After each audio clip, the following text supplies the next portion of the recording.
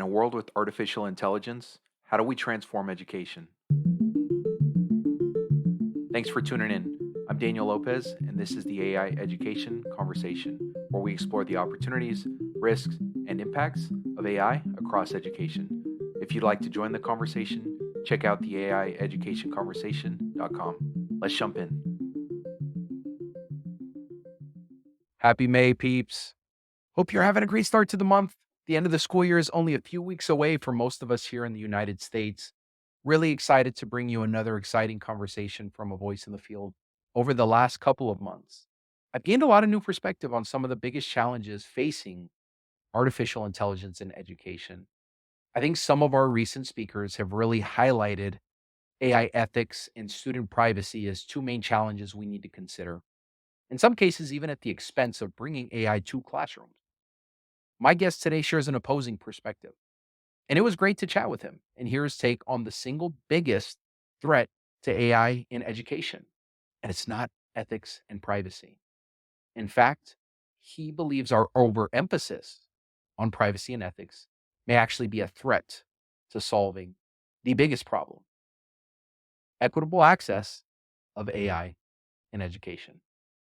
In other words, as I shared in my recent talk at the AI for Education Summit, Winston Roberts, aka the teacher in a suit, believes we should be doing everything in our power to prevent AI haves and have nots.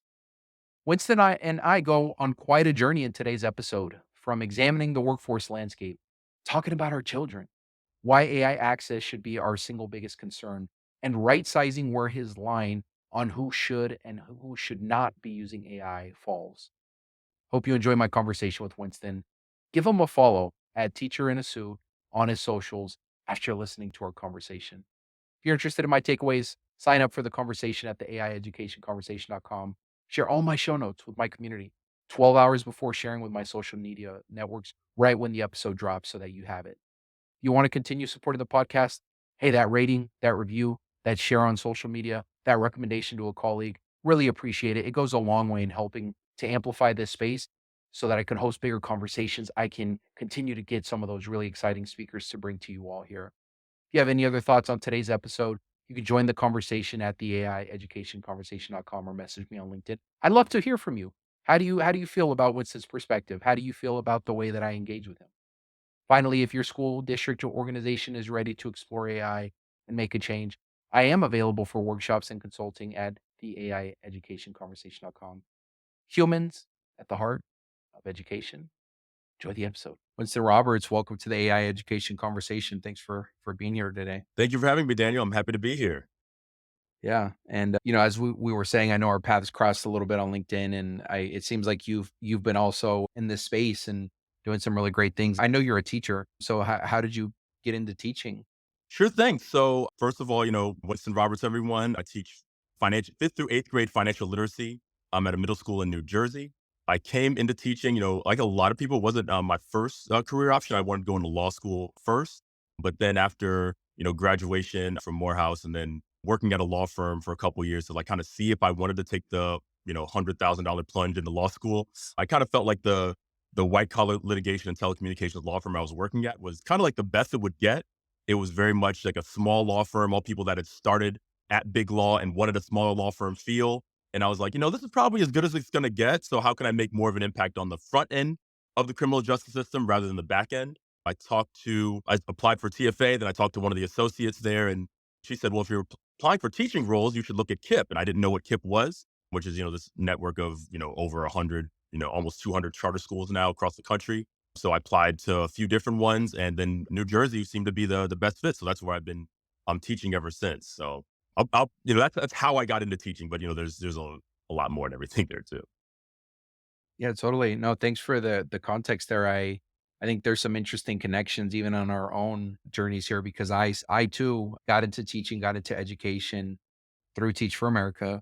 I also taught middle school and I also studied political science before I Wow. entered that. So yeah, just a lot of common little connections that I think you and I both had. But I think my path is, really evolved into college access as being my content and my passion. But it seems like you've really found your niche and your passion within within financial literacy. And I'm curious how you discovered that and really just found some excitement within that content area. Yeah, certainly. So I guess the way that came about was I was teaching math for a little while and found it increasingly difficult to convince my sixth graders that they'd be using a box and whisker plot in real life.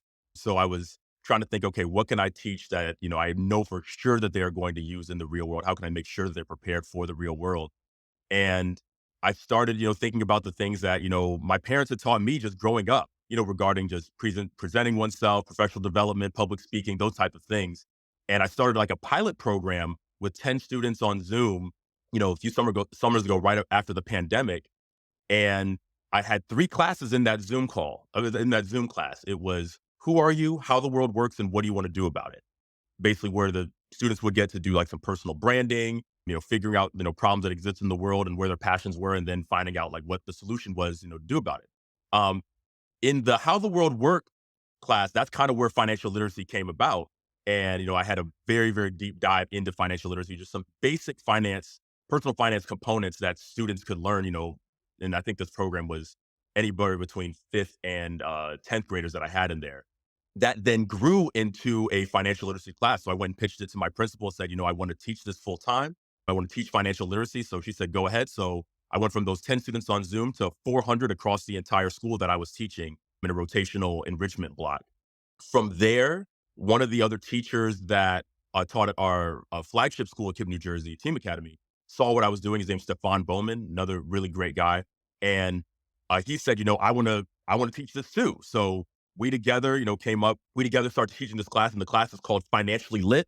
The lit stands for Luxury is Teachable. And, just getting the basic personal finance, again, getting basic personal finance components to students at an early age to help them be able to build generational wealth and also generate compound impact, which is this philosophy of if we tell students these skills, then they're able to tell their families and their families are able to tell friends and so on and so forth until all of New Jersey or really the entire Black community has the skills to manage their money for the rest of their lives.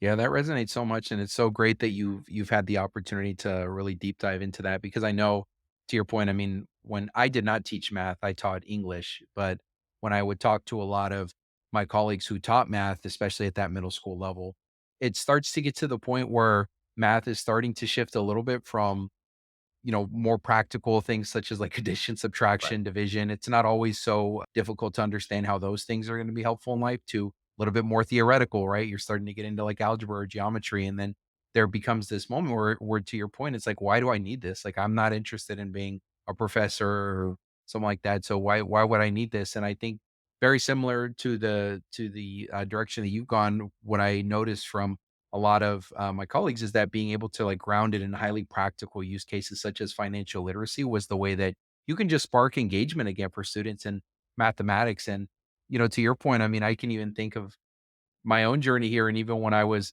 applying to colleges and learning some financial literacy concepts for the first time, such as decoding a financial aid letter, my wife and I recently went through the process of going through the home buying journey. And even so, as like a fully fledged adult, there were so many concepts that I had never really been exposed to in a deep way. And there's so many gaps that exist, especially across public education with teaching kids these like really important life practical skills. I mean, oftentimes I know even when I was teaching students college access and we would have lessons on financial literacy too. And sometimes the basic lessons were like, so, okay, you say you want to buy a BMW, right? When you graduate Yes. from college. Okay, let's actually talk about what that costs and let's talk about the difference between these. Let's talk about things such as if you lease versus if you own.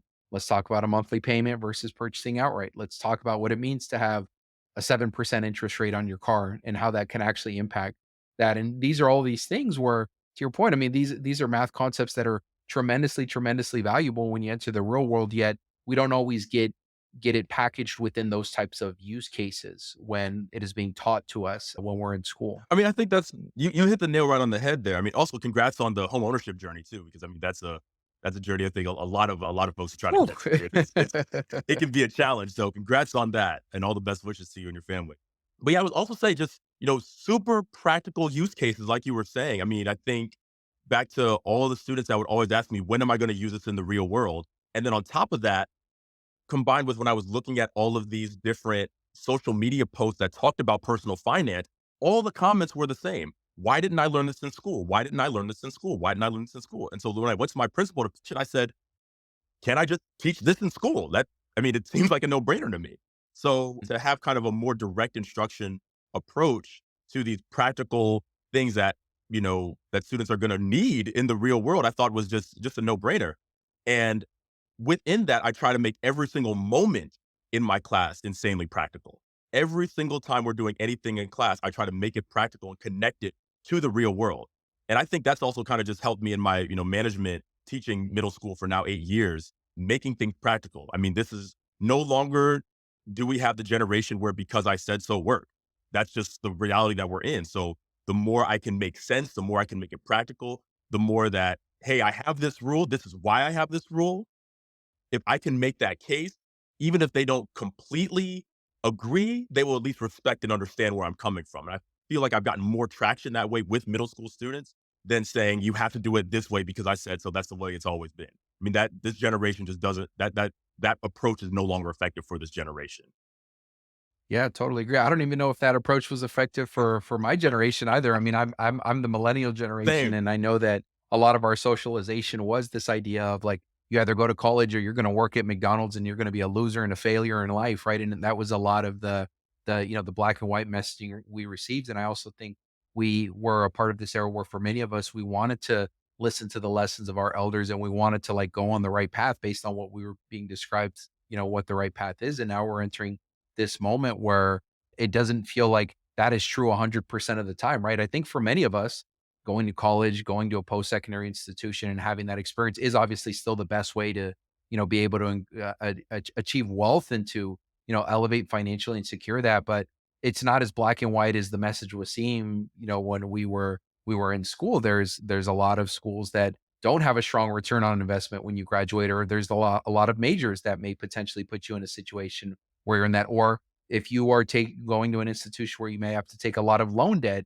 to be able to make that happen, you really need to make sure you're graduating with the plan of how you're going to pay that back. And to your point, a lot of these things aren't things you really are ever taught or think about when you're in school. And oftentimes when you are taught about it, it's this like 2 week window when you're being asked to make one of the biggest life decisions up to you to that time of your life when you're 17 and 18 years old and then being sent off to school. And so I really value and appreciate the way that Gen Z and Gen Alpha has responded to this situation where they just don't take things as face Right. value. I think in the same way that millennials do it. They're I think have really leaned into that entrepreneurship. They're willing to explore things such as vocational pathways if they make sense for what they want and what they're excited about. And I think fundamentally, I don't know that the backlash of like, well, now it's proven that college like doesn't play a role at all, or that should be the case either. But I do appreciate the pendulum swinging a little bit in the other direction. This generation saying like, no, if you're going to tell me that this is the way forward, like I'm not just going to accept like what you're saying. I am going to ask questions, and I am going to and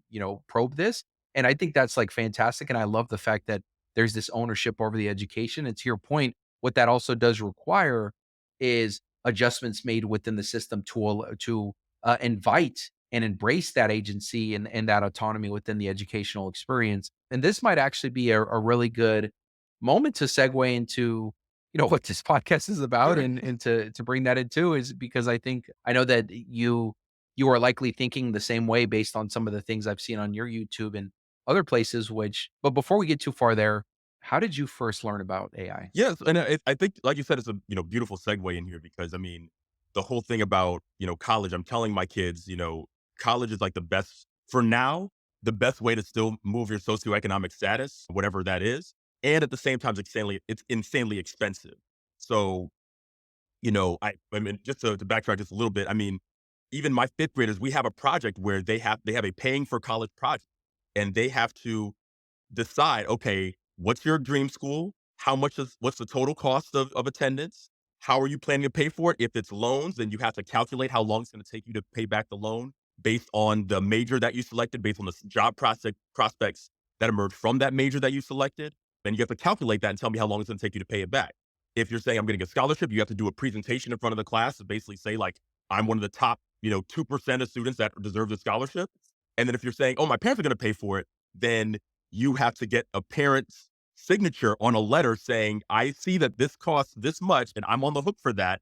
And I've already started a 529 or I'm heading to the bank to start one now. So that's the type of practicality I'm talking about in our luxurious teachable class that we teach. But looping it all back into I was a part of that, generation where my parents were like hammering home college. And I think, it has still helped me out. But they're both born and raised in Flint, Michigan. They went to the same, middle school together. And in Flint, you could have a basically six-figure salary by, working overtime at General Motors Automobile Factory. And it was not uncommon for you to walk off of your high school graduation stage on Friday and walk into a factory job on Monday, do it for 30 years and have a pension and a Cadillac in the driveway and a nice house and some vacation and be able to support your kids' college. Like that was not uncommon. But then my parents had a middle school teacher, Miss Blight, who told them, before you graduate, all this is going to go away. And everybody looked at her like she was absolutely crazy because this was the way it had been for however long, from you think early 70s going back, like that's how it had been. Why would anybody do anything different? Like just imagine driving for, Uber and making six figures. Like that's kind of what it was like. So to say, oh, that's gonna go away, and my granddaddy and my, great granddaddy done the same thing, like why would I do anything different? So I had that same speech going on because then this blight told them you need to go to college because these jobs are gonna be. So my parents hammered that speech home into me and my sisters, and they went, we went, but what I'm seeing now is with AI, I kind of had a similar premonition as Miss Blight, seeing just the future of what things would look like. I remember the first time I experimented with ChatGPT, seeing what it could do, and then having this vivid premonition of my most brilliant students sitting in like a college science lab or lecture hall, sitting around their more affluent peers who are using AI to command the world, to shape the world in their image, so to speak. And my students honestly looking up, going, "Oh wait, but isn't that cheating?" And just thinking about just how detrimental that would be to, how we're setting them up.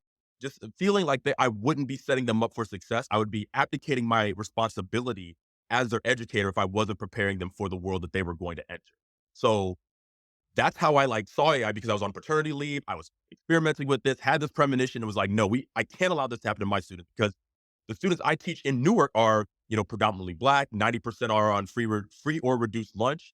And usually any type of technological innovation that happens leaves my demographic of students behind. And I didn't want to see my kids end up like, how what people think of when it comes to Flint, Michigan today. Yeah, I think what you're saying resonates on so many levels. By the time you and I post this conversation live, the AI for Education Summit will have happened.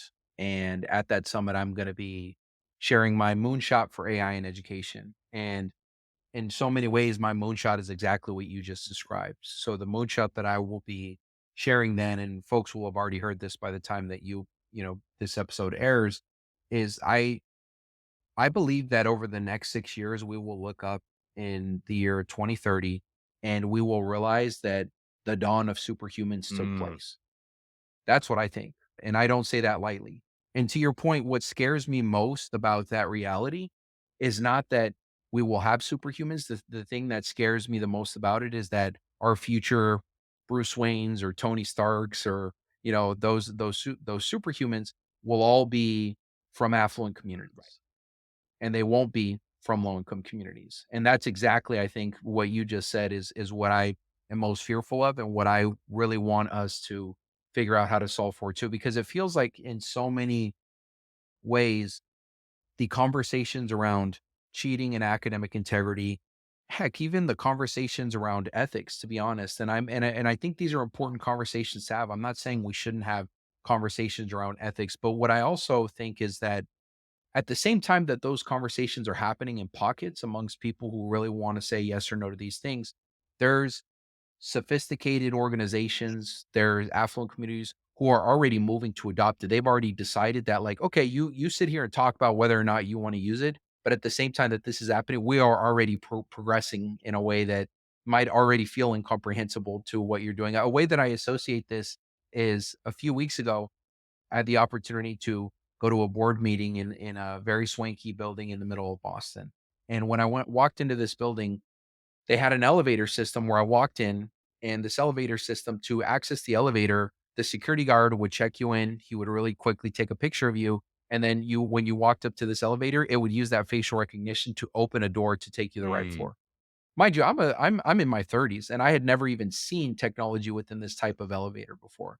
So we're sitting here debating ethics, or we're debating whether or not we should be doing this. And at the same time, that type of technology already absolutely. exists in places that we don't have Well, I access think to. And so I think that that's an important layer to consider as yeah, I well. mean, I think that's spot on. And I remember listening to one of your previous guests. I can't remember exactly who it was, and I definitely understand all the concerns that people have regarding privacy, regarding data, and all those different types of things. And at the same time, I think the time needs to be taken, the resources need to be put behind to make sure that we are caught up. When people say we need to kind of slow down and figure out this whole AI thing, I think they're coming from a place of we need to make sure that we put things in place, in a way where, you don't have, a lack of equity and everything. But what I say to that is, no, we need to speed up, and at the same time, we need to make sure those things are in place. But we just need to put together the resources, hire the personnel, um, put together the experts that can do that. I mean, that's why I started my own, consulting business to help schools implement AI into their entire school system so that our kids don't have to be left behind. But to your point earlier, also I think I heard something interesting. I was at the ASU GSV summit, and Bill Nye was speaking there at the air show, and he was talking about all these different things that AI could be used to help solve the world's problems. So he's talking about we could desalinate all of the world's oceans to provide fresh drinking water for everybody. We could have, solve fusion energy and have limitless electricity, give everybody internet. We could, deflect incoming asteroids. He's talking about using AI to solve all these problems. And to your point, what I was thinking was while we're debating what equity looks like and what equity looks like in terms of AI, who is going to get to share in the equity of solving those world problems? That's the equity I'm thinking about, like the actual monetary value of those solved problems. Who gets to share in that? And the people that the communities that schools serve that take the wait and see approach will not get to share in that equity. And that's the problem. I think access is the equity issue. I mean, one would not say, "Oh, I'm not going to use Google," or "We should hold off on our students using Google because sometimes the search results produce biased results." That would be absurd because the power of Google search engine, while not perfect, the utility of it is so much outweighs some of the other things. Yes, absolutely, those things need to be fixed, but it outweighs some of those other concerns where if you're not using it, then you're just falling behind. You're just in the Stone Age. You're in the industrial era, just like our current education system is. And I don't think that's the way to move forward. I think we have to put our feet on the gas, put in the resources, put in the personnel, hire the right people to help us implement these systems into our school to bring our schools out of the industrial era and into the 21st century.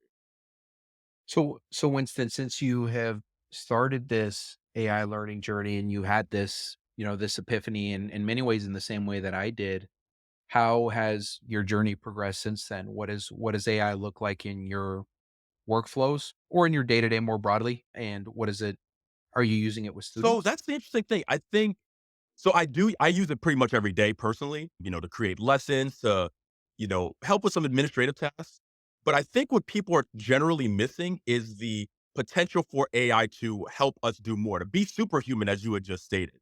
When people usually talk about AI, they talk about reducing time for workflows, which can happen, but they also talk about, cheating with AI, which can happen. Like when I taught my students about AI, I did a lesson where I said, write down if you had all of the world's information at your fingertips, what would you do with it? And they just start writing down, oh, I would create a multi-million dollar business. I would solve the homelessness crisis. I would do like all these immaculate ideas. And then I would sit down with them and say, great, none of you wrote that you would use it to do your English homework. This is a conversation about AI. And I would say even to them, the crazy thing is you could use this on your English homework. And there is relatively little that your English teacher could do to stop you. Relatively little, or even detect you. However, none of you said that. All of you thought about how you could solve all these world problems. And that's what I want you to think about when you're using AI for. Yes, you could use it for this purpose, or you could use it to write a New York Times best-selling novel about your own life upon your graduation. Why not? you could use it to solve crises in the East and create a UN quality response for it. I think the power in AI is that it's like the ultimate translator, the ultimate Rosetta Stone, if you will, where a fifth grade student can communicate to a C-suite executive and back, and everybody can understand each other's ideas and put it in a way where everybody can understand. And that's power. So yes, we could use it to do the things that we're already doing better, or we could use it to think of new problems that don't exist yet. How can we solve those? And I think what education needs to look like is how do we make sure that we're getting our kids to solve those types of problems earlier? And so in terms of that, like the ways I've used AI, I've used it to help me, send some very, very powerful emails to certain people where I'm like, I'm going to send it in this. I know I could write it. I know this could reduce the amount of time I could write it, but also I know I can tailor it in this way where this specific person is going to be able to hear it. Case in point, when I got back from summer break, I saw that ChatGPT and other AI tools were banned across my school network, both for staff and for students. And people were like, "Oh, Winston, what are you going to do? ChatGPT is banned," because I've kind of developed this reputation as the AI guy. And I said, "Oh no, I'll have it unblocked."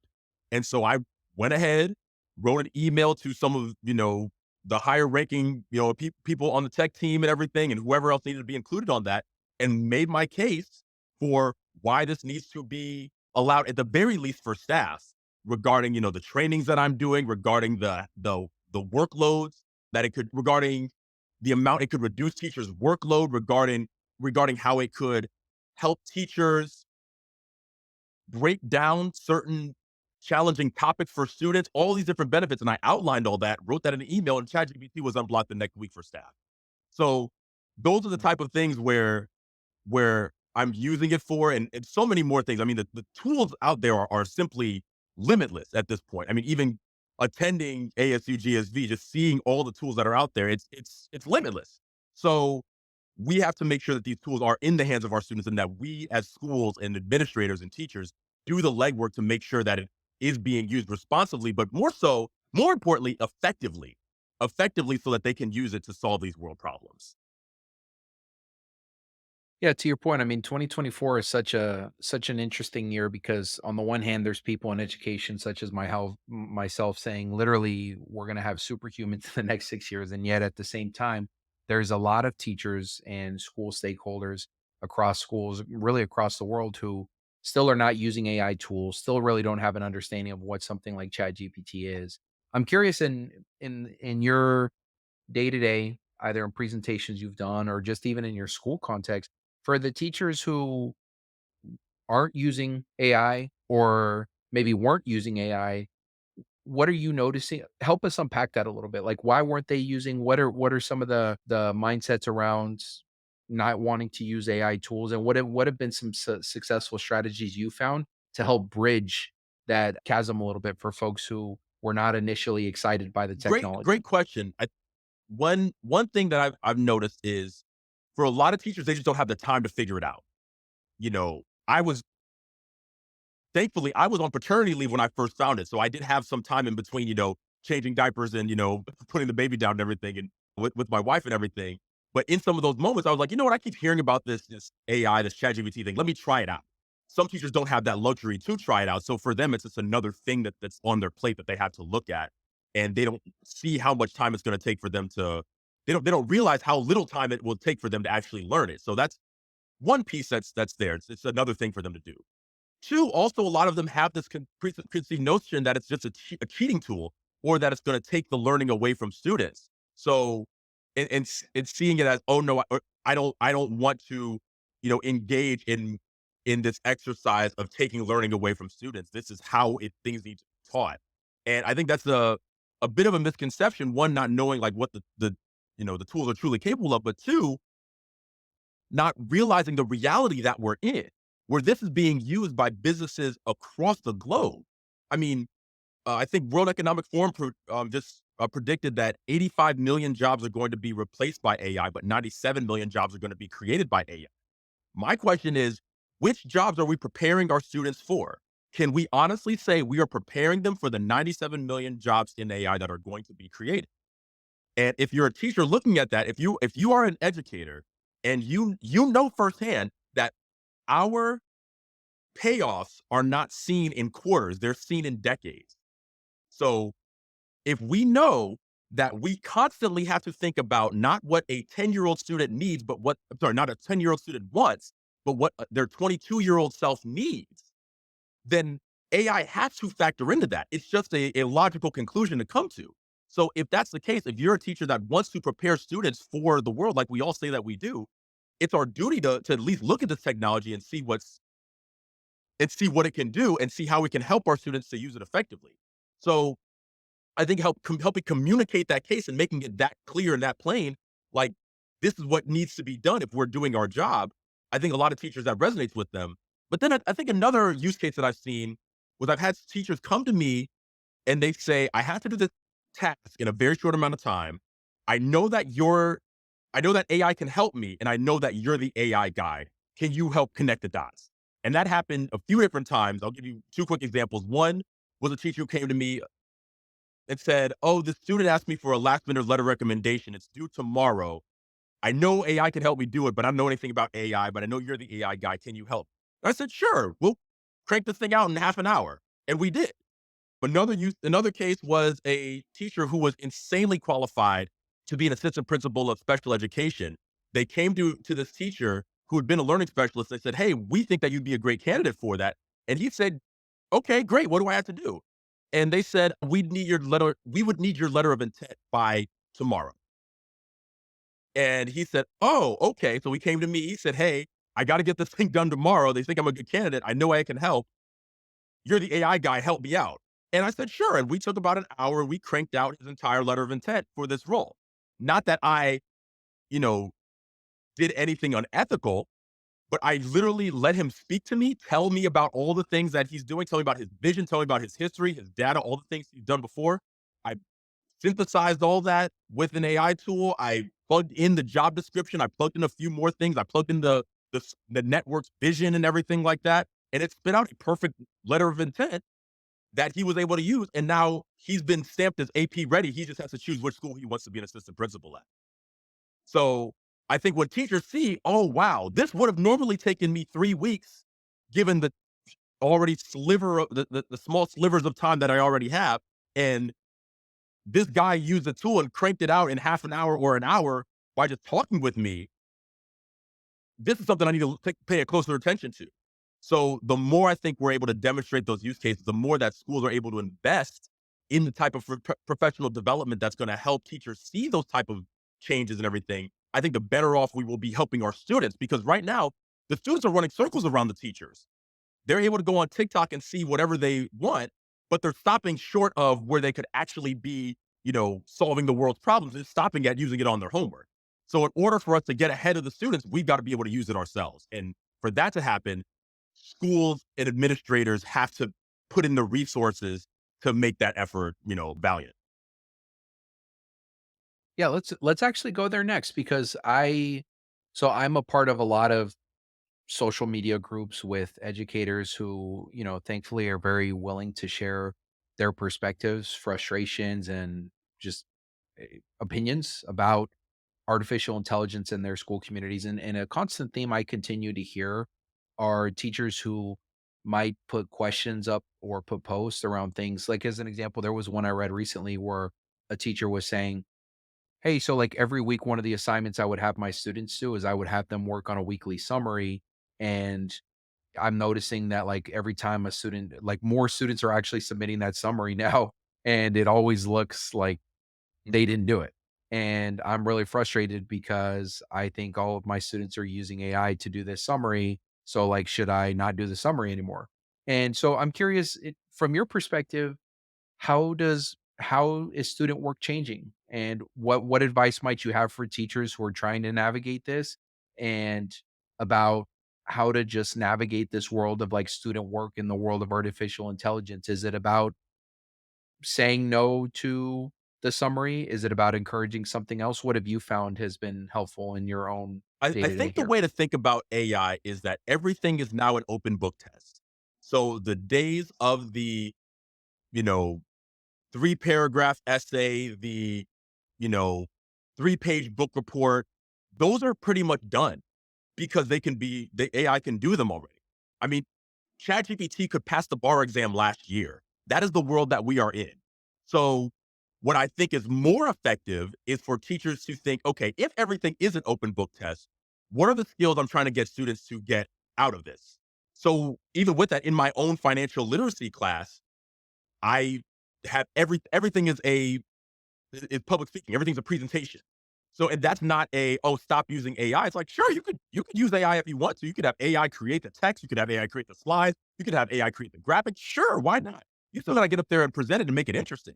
Why? Because if you choose to work for somebody, you have to effectively communicate your ideas.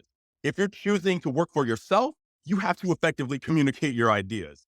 If you want to have clients, if you want to not get a 1-star review on Yelp or Amazon or Google reviews, you have to be able to communicate what it is that you're trying to do. If you're trying to, like, I'm just connecting it to the real world. All of these, I mean, I've gone to a few different conferences right now, but this constant theme comes up about what the professional world is looking for. All the job creators in the future, they want people who can think critically, who can solve problems, and who can use AI. So let's bring that into school at the middle school level. Why not? So when if you're thinking about it like, okay, this is an open book test, how do I still help them to get those skills even though it's an open book test?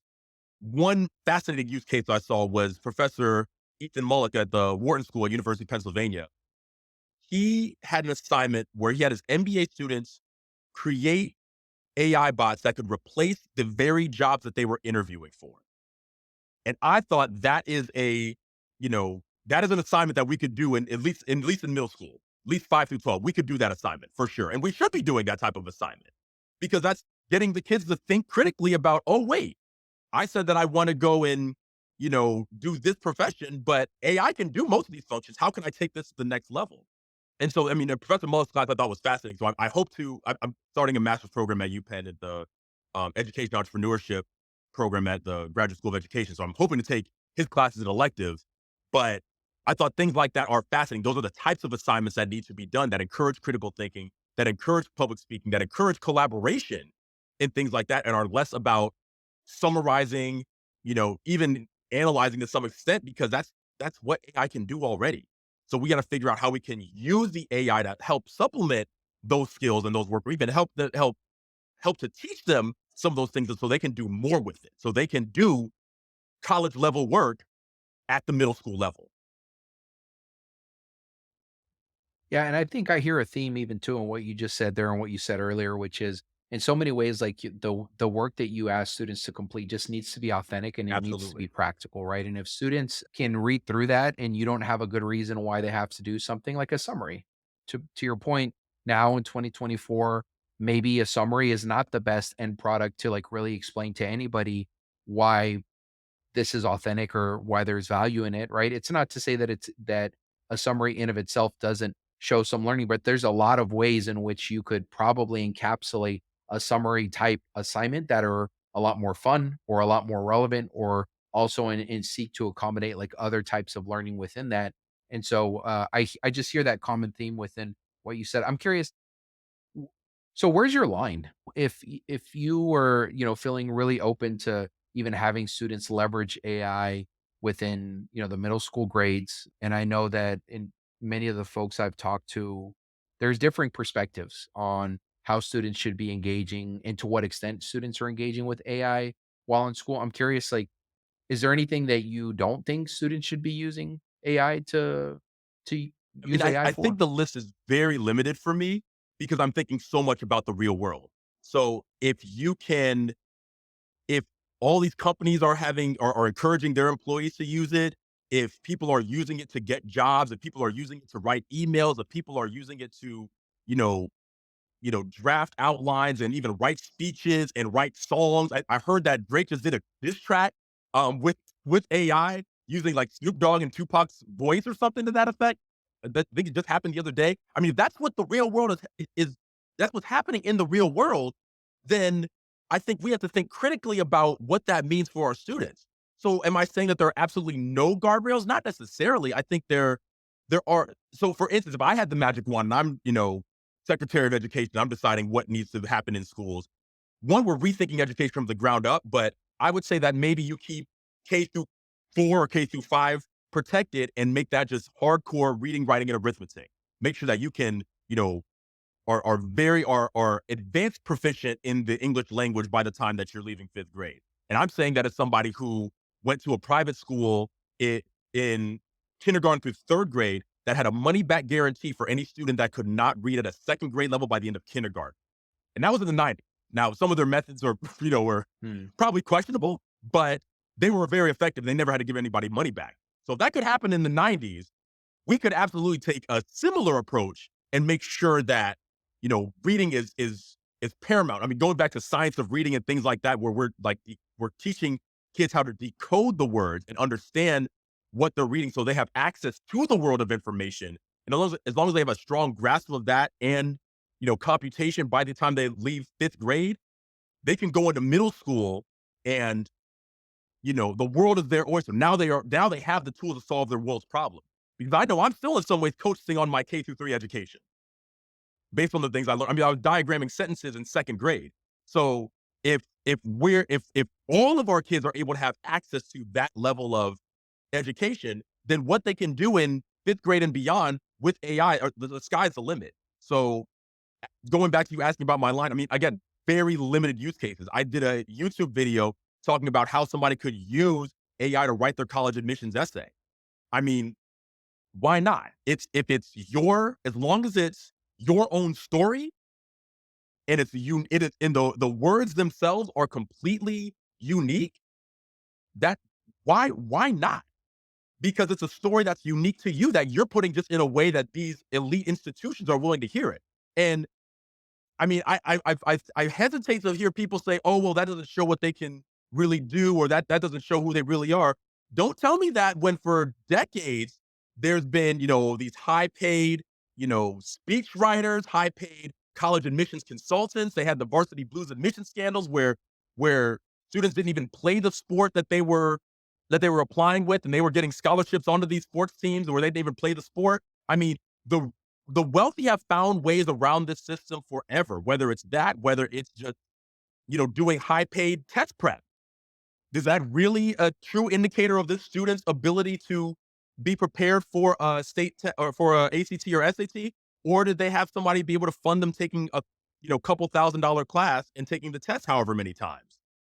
These are the questions we have to ask. I see AI as a device that can level the playing field, especially when a lot of these institutions have sold guides on like how you write a successful college admissions essay. When you have given away the book for $12.99 or $15.99, and you can give that to a machine and have it analyze it and then synthesize your own work and make it sound like you, but also have it so that an elite institution can receive it, that is your work. So that's kind of how I tend to think about it. I might be in the minority of that, but I see that is the direction that the real world is going. And I think anybody who's not realizing that is asleep. Yeah.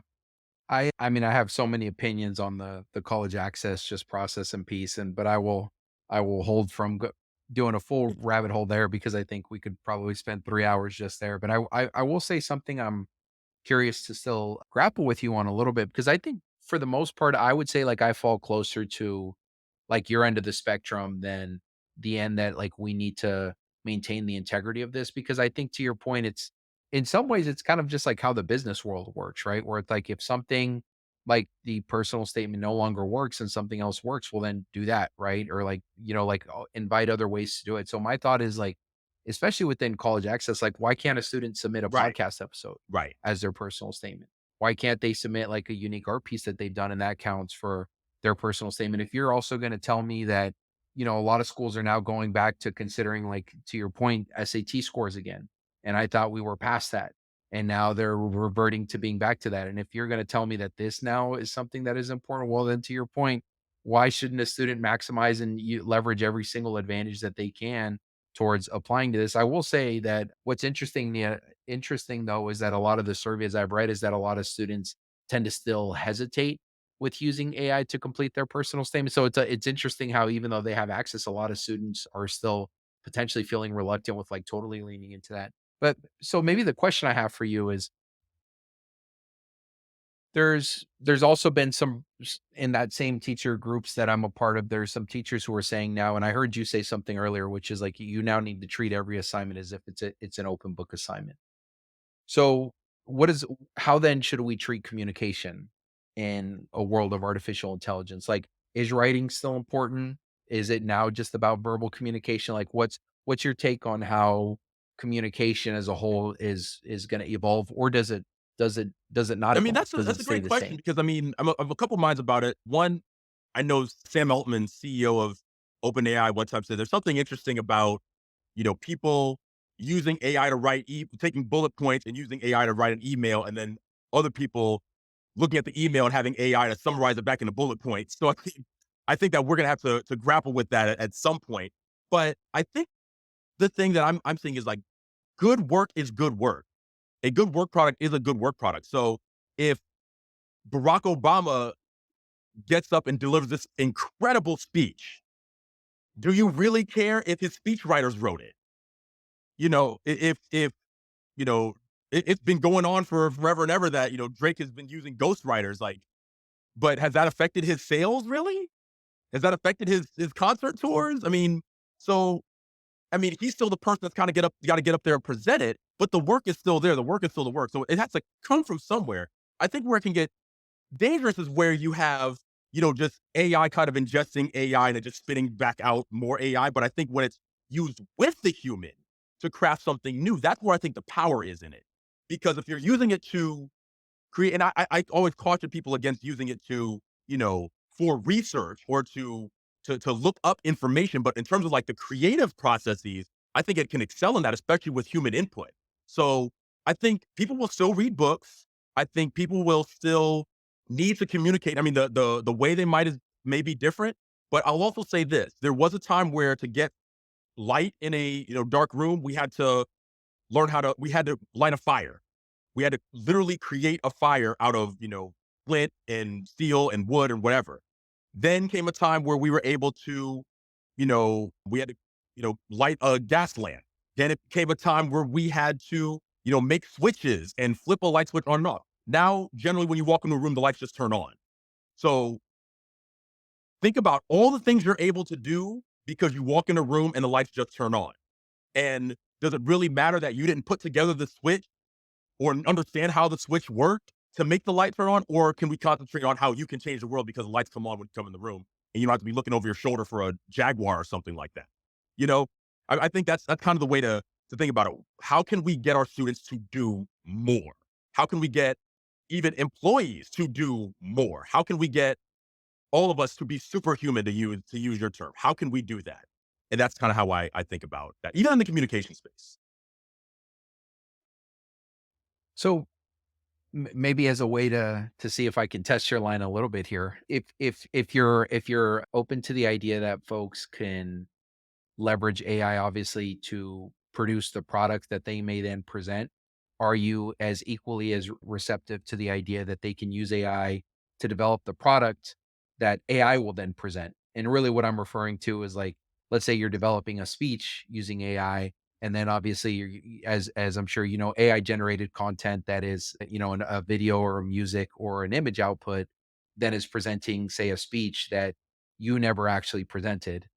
It leveraged, a prior video or an image or something to do that. Like, what's your take on that I think that's particular, easy. I'm engagement? going back to the real world. So if a student came to me with an AI created presentation of themselves presenting, I would want to see their prompts. I want to see the tools that they use.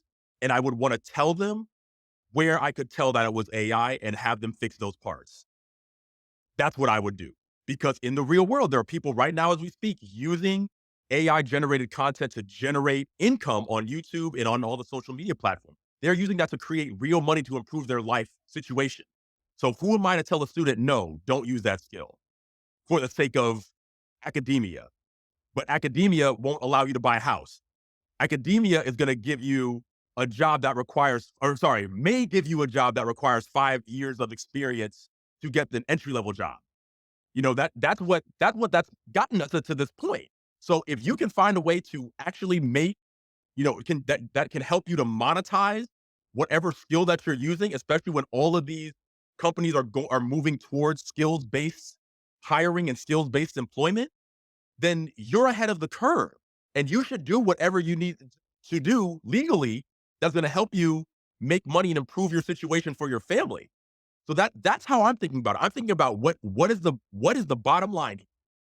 And I think too often we don't think about it that way. And then when our kids have hundreds of thousands of dollars of debt with an underwater basket weaving degree from a state school, and they don't have the skills to get into the workforce, and they have to pay back all this debt, and the housing market isn't changing anytime soon. They got all these things that are going on. Where does that leave our student? So I think the more that we think about it that way, think about the 10-year, 20-year ramifications of what we're doing. For me, it makes those choices easy. Is there somebody in the real world doing it to make money? And is it legal? That's kind of where my line is at this point, because I want to see our students prepare for the real world. And I'm tired of seeing student after student tell me, you know, oh yeah, I went to this school, but it didn't really work out because I didn't have the money. Oh yeah, I went to this school, but I wasn't really prepared to be there. Oh, I went to the school, but I didn't feel like I belonged there. Oh, I had this. I'm in this job, but I feel like I'm not getting paid what I'm worth. When I know for a fact that my grandfather was able to have multiple cars in his driveway, pay for his daughters to go to college, and having a entire closet full of suits off of a 30-year career in GM's factory with some overtime and then some jobs on the side. Like, he was able to do that, and those jobs just don't exist anymore. And it's not right to blame millennials or Gen Z or Gen Alpha and tell them to just pull themselves up by their bootstraps when they barely have any boots. Yeah. No, that resonates. I think no, I mean, your your line is definitely right. "Is it legal?" feels like a really good line to hold, but, but beyond that, I mean, I think I'm probably with this question is where I'm grappling with most, and I don't know that I feel as strongly as you do about it, but I would say I probably lean a little bit more towards you than towards your perspective than I don't. But I also just the other side of that that I continue to grapple with is just what is the unintended consequence of living in a world that is only AI generated content everywhere, right? And what does that do for just our day-to-day experience? I think the equivalent that I am seeing a lot as it relates to just social media is it feels like for a lot of our young people today, it's so easy to engage in social media in a way that it puts you into spirals, which perpetuates, depression, perpetuates you like constantly comparing yourself to others and just making you feel awful. And we know that that has led to just an increase of mental health concerns in our young people. It's led to increases in depression and suicide as well, unfortunately. And I don't think initially, at least again, I wasn't a part of those conversations, so I can't say that nobody had thought about that, but it did feel like uh, within the context of, like, the broader stream dialogue, that wasn't like, there wasn't really conversations in the early days of, I think, Facebook or, MySpace even before that about, like, this being one of the big cons of mass deploying this type of technology across our society. So I do continue to just think about what is that going to be for AI, and I don't think I know yet what that is going to be. I think we know there's going to be something, right? There obviously is going to be something. Potentially, it's the deep fakes and the disruption that it's going to cause. Potentially elections or big civil events. Maybe that's one thing that everybody is very clearly anticipating, expecting, will happen.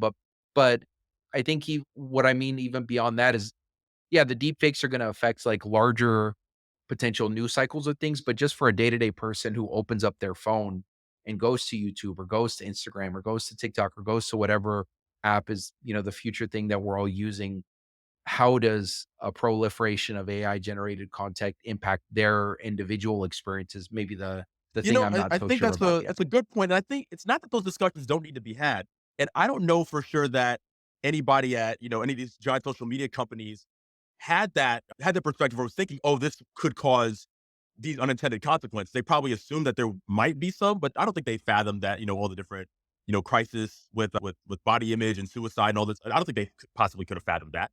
However, at the same time, while these discussions need to happen, I think the great thing about these generations is that they're more skeptical.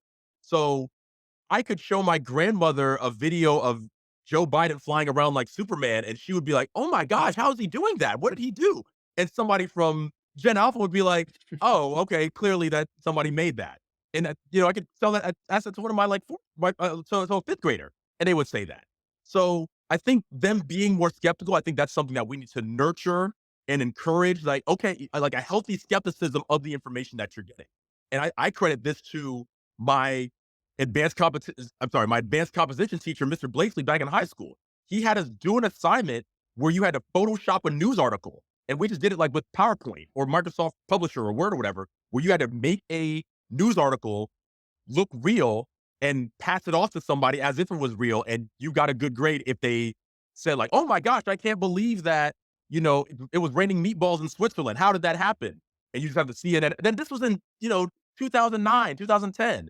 So if he had the foresight, Mr. Blakey had the foresight to give us an assignment like that, that's kind of what we should be preparing, our students for. So I think that yes, those are some, concerns regarding how information is disseminated, but I am encouraged by the healthy skepticism that future generations have around social media.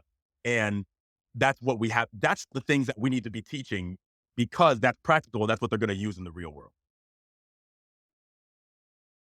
Yeah, to your point, maybe it is let's actually embrace the spirit of innovation and really try to deploy AI tools in a big way across schools, but let's also supplement that with like a really high dosage of AI literacy Oh, lessons on absolutely. information integrity and like what that actually means and how to vet sources at the same time that we're allowing Absolutely. students to Then one more experiment thing, with I, these I know you had tools. said earlier about, purely AI generated content. I think that can be challenging, but I think where I'm looking at is like AI augmented content, where you have the human working with AI. Yeah. One quote I've heard a few times at a few different conferences I've been to is how AI won't replace you, but the person using AI will replace you.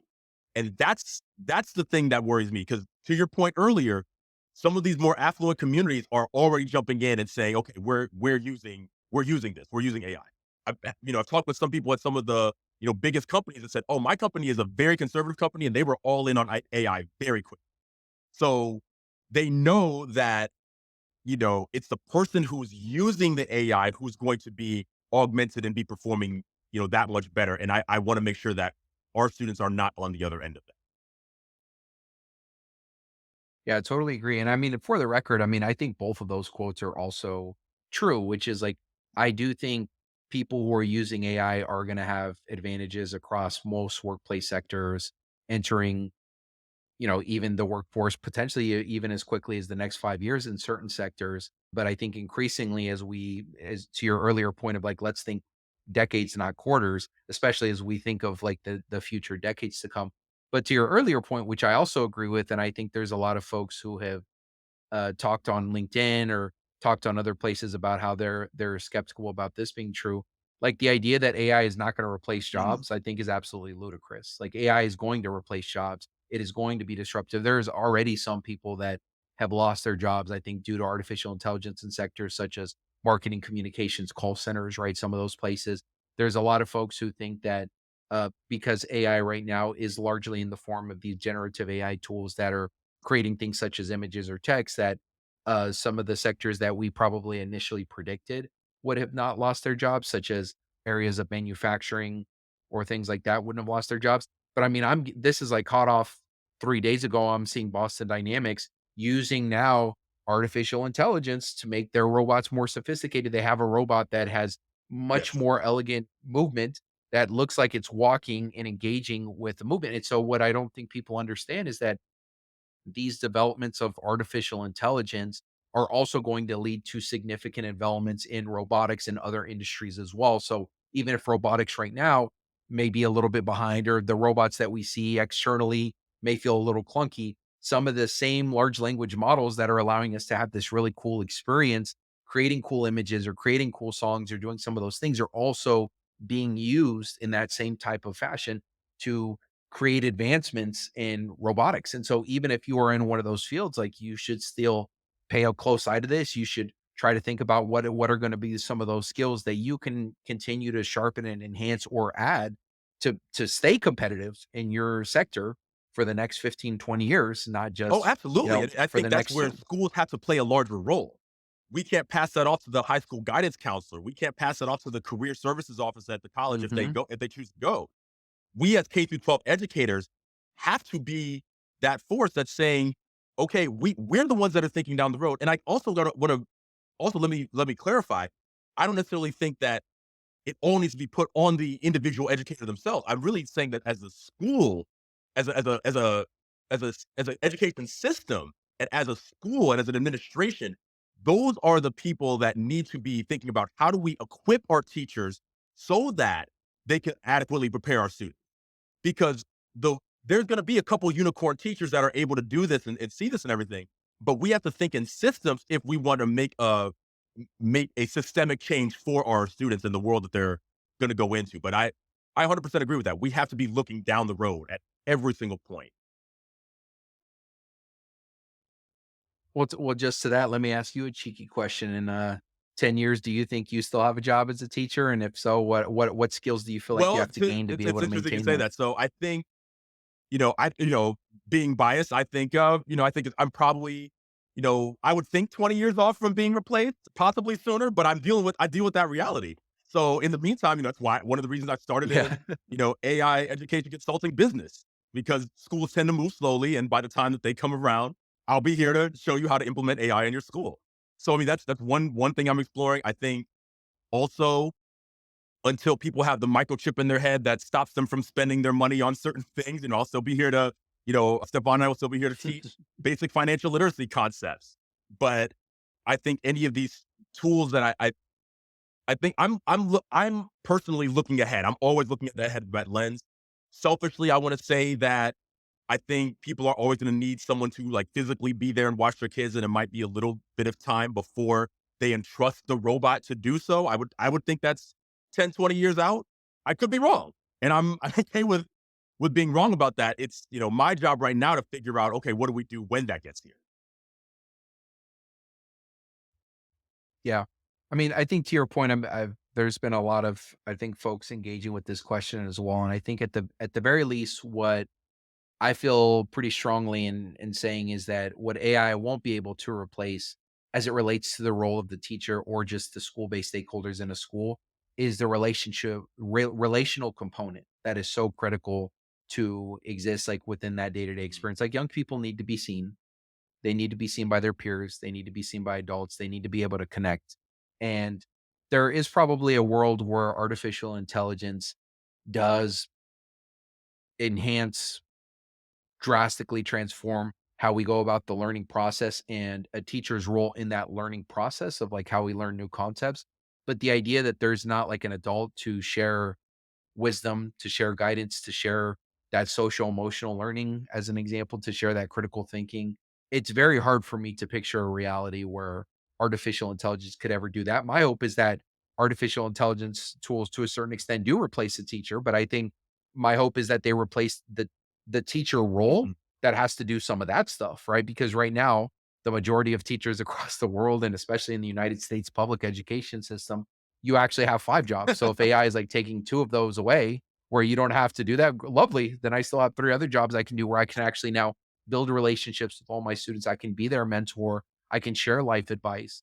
I can look out for them, right? I can have some of these conversations that in a 50-minute period I can't always do because I'm working really hard to like try to do key points, try to do checks for understanding, developing my lesson plans and trying to differentiate Analyzing the all data at the same too. time. Oh, yeah, and a lot of the students in that yeah, and analyzing the data, exactly. And, oh, yeah, all of my students aren't on the same reading level, and Yep. some of them don't even speak English, right? And so, yeah, if you have artificial intelligence to outsource some of those pieces, I think there's probably still a role for adults in that way. Ironically enough, there's actually this very interesting use case that I heard of out in Texas, which you might also be interested in digging into because I know you're an enthusiast like I am, called Alpha Schools, and they've essentially done exactly this. They have replaced their teachers with a role called guides, and students spend 2 hours a day learning the content, the key points that they're expected to learn through the school day, and these guides will then work with students. My understanding is, so I might be wrong on this part, but for the other like 6 hours of the day, they're essentially allowed to pursue passion projects that they're interested in, whether it's extracurriculars, entrepreneurship, starting a business, doing any of those things. And these guides play a role in supporting the students throughout there, but they're not expected to like drive That the is instruction and fascinating. the Do you know learning what like teachers grades do. that is? And do you know how yeah, like, what grades is that, first of all?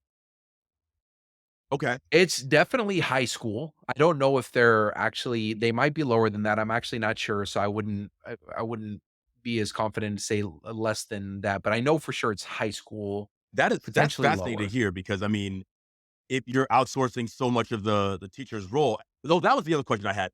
Do you know what would you happen to know what, like, what the class sizes are or how many students are assigned to each guide? No, I'm not sure what that looks like. I'm honestly not even sure if they have classes given the fact that the instruction happens with artificial intelligence like on a laptop. So I don't actually even know if there's Right. assortment of classes in that way as we think about it, right? Like we're thinking about it as if you have 6 periods and you have these classes of cohorts of 30 students, but I honestly don't even know if it works that way given the learning happens again through artificial intelligence for that 2 hours and then the other 6 hours are or highly independent. So definitely Same. curious in learning more about what they're doing there. But I wanted to just share that with you because I know that you were interested in No, digging absolutely. into That this sounds like a as I fascinating am model that I here. would definitely be Um, keen on exploring more. Thank you for sharing that. yeah, absolutely. So I'd love to learn a little bit more. You've alluded to it a couple of times, but let's talk about it now. I mean, what is teacher in a suit? And I'd love to, as even after you talk about that experience, what I'm curious about is, like, what topics have we not discussed today that are top of mind from you, either through your learning through your podcast, attending conferences, just your day-to-day? Like, what topics are Yeah, top sure. of mind So that we I'll, haven't give a discussed? little background on it. So Teacher in a Suit came about because my dad wore a suit to my birth and the birth of my two sisters because he wanted the first thing his children to see was their dad in a suit when they came into the world. From there, I, wore a lot of suits and stuff growing up, going to church and everything. I attended Morehouse College, which is an HBCU that's in the alma mater of Dr. Martin Luther King Jr. So we have a very big reputation of, being distinguished, gentlemen, Renaissance men, all that type of stuff. But then And for the record, just so that folks know, because this podcast is audio, but Winston is wearing a suit right now. The only guest I've had come onto the podcast that has worn a suit. So I Thanks so just much, wanted to Daniel. point that out as well. So yeah, so it came about because like when I started teaching, I was just like, okay, well, I'll just wear a suit to start teaching. And then after a while of me doing this, if even if students or parents didn't know my name, they would say, "Oh, you're that teacher with all the suits." So then I went ahead and turned that into a brand, into a business, and used DALL-E, one of the AI tools, to create the logo. As a matter of fact, and so from there, it started out as just like a personal brand of okay, this is kind of what I do in my classroom. This is kind of how I teach, and then it expanded to me showing schools how to implement AI into their school system. I mean, kind of under this umbrella of practical education to prepare everybody for the real world. So what we do is we, take a school, we help upskill their teachers so that well, first help them like write some policies so that they're, clear on okay, what our AI policy is for the schools because so many schools don't even have that. They just don't even touch it. So what is our AI policy? Then helping upskill the teachers so that they're kind of familiar with AI, then they can use it and everything, giving some training on that. From there, showing how we can augment the curriculum with certain projects and things, kind of like what we discussed earlier, that are like practical and real world, that you don't have to like buy a whole new curriculum or redesign the whole curriculum, but augment it with certain projects that can help develop some AI literacy, some critical thinking, some problem solving, etc. And then help schools tell that story so that they go from being the school district that's doing really cool things to the school district that's doing cool things that people actually know about. Because that would then position them as the innovators in their district. That positions you as, because of course, very few people are doing this already. So now you're positioned as, yes, we are the school that has implemented AI. We've seen these results, and Teacher in a Suit help us get there. And I like to think also about my brand as like, yes, I do things with AI, but at the end of the day, I'm a teacher. I can teach complicated topics to really anybody. So it's not just limited to schools. We also have helped businesses too, be able to use AI tools and upskill their workforce. Because if you're if you're a job creator, you know how essential it is for your employees to know how to use some of these skills.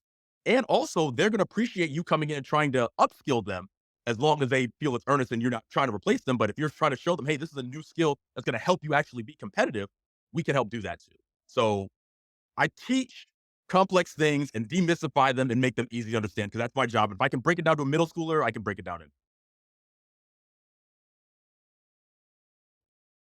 No, perfect, and that's a really cool story about your dad. I didn't know that when looking, but just 2 other interesting small connections I'll throw out there for you just 'cause it appears like we have a lot in common is you referenced Dr. Martin Luther King having Oh, one is in the that house. Well, I right? went to Boston University, the other school that Dr. Martin Luther King Jr. got his degree from, became a doctor at, so it's just funny that you mentioned that, and, oh, there was one other connection that said, oh, you'd mentioned that you'd created your logo using DALL-E. I created the podcast Fantastic. cover I use using Canva. So just to, again, to show people how you can use AI tools today to create images for your passion your business, your new podcast, your blog, any of And those things. Like you can use these and I tools think that's today. what's so cool Everybody about can that, use Daniel, these is you tools using today. that for the podcast too, is somebody could ask, well, did we take someone's job by using AI to create our logos, or did we actually get our businesses off the ground with something that would have stood in our way from beforehand?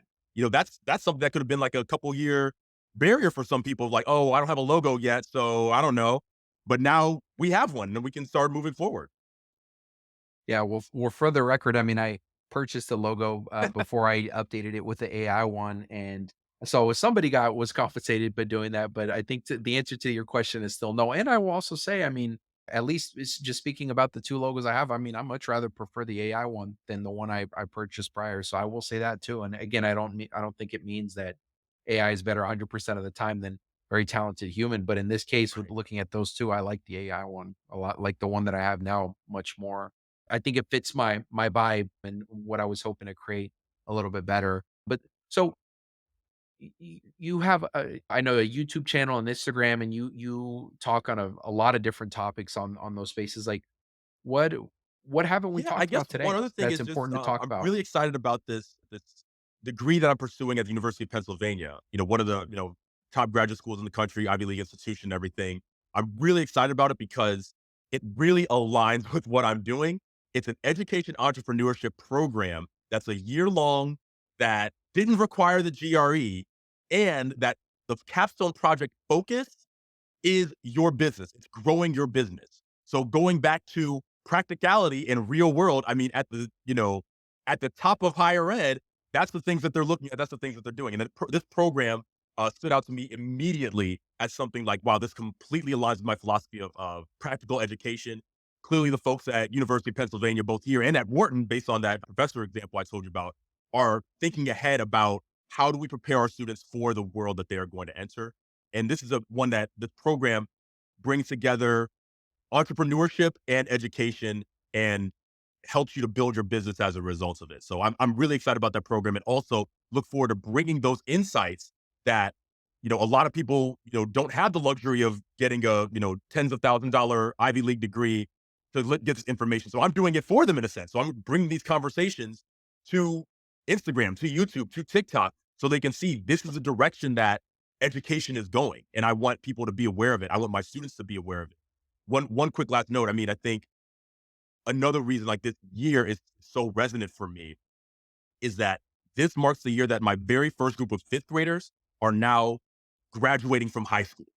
So it's just really like a full circle. Thank you. It's just a really full Wow, circle congrats. moment for me to like run into those kids, and they're like, "Oh my gosh, you were such a great teacher." I'm like, "Really? That was my first year." They're like, "Really? That was your first year?"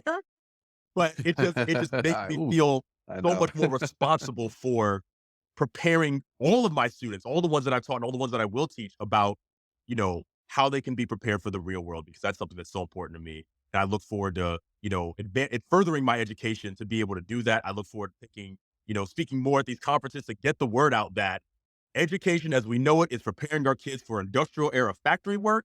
And we have to do something if we want them to be prepared.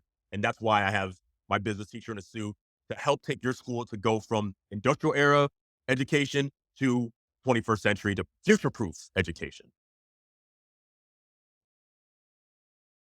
I have one last question I want to ask you, and this is related to a connection that I noticed we had in common when we were talking before we had recorded this, Yes. which is we both have little ones. I know you'd mentioned your young one is just over a year old, and my son, my Wow. firstborn, is 9 months. And so, a question I think about a lot is when you think about what you hope will be true for them, when they start their schooling experience in kindergarten? Oh, it's such a great What do you Yeah, want because that to look she like? is 16 months old and she is running all over the place, but starting to put words together, doing sign language. So I hope to be true for her that when she starts kindergarten, that she has a school system that hammers home, you know, a solid foundation of reading, writing, and computation. And then by the time she gets to middle school, she is able to start solving the world's problems. I'm already seeing how she is just so brilliant and so advanced. And kudos to my wife who just pours into her all the time. Well, I've got to be, away at school. My wife has her own tutoring business that she does virtual tutoring from, so she's able to have more flexible hours. But my wife is just pouring into her day after day with sign language and swimming and gymnastics and all this. So I just want to see all that my wife has poured into her, all that has been cultivated in her K through 4 education, it's able to be applied in her 5th going forward education so that she's able to solve the world's problems and hopefully by high school able to start monetizing on them and start growing her own business as a result. Nothing would make me happier to know that she has the skills to be financially secure in this world by the time she graduates high school. And I think that's what every parent wants for their kids too. Yeah. I mean, I would add, I think that's so a lot of what you shared resonates, and probably just at a very basic level, some of the things I've like really gravitated on is like I definitely just want my son to feel seen. I want him to know that when he is going through stuff that he can share those and like people will just acknowledge like his experience and like what he's feeling. I want him to know that pushing yourself past discomfort is a really good thing, but also Wow. taking care of yourself is a really good thing, and sometimes you need to do both. So I think that's what I've landed on so far. I don't know that I've gotten more tactical, but I know that I definitely want those things to be true when That's he so powerful and so goes to true too. school. I think everybody wants those things for their child because every child wants to be seen, known, and loved. And if we can provide that, and Mhm. you know, a solid way to, to make a living in this world, I think that's what K through 12 education should be. Winston, if folks want to connect with you You and can follow me connect with across you. all platforms at Teacher in a Suit, all one word, Teacher in a Suit, TikTok, Instagram, Twitter. There's an underscore, but you'll find it, and YouTube as well. TikTok, Twitter, Instagram, YouTube at Teacher in a Suit.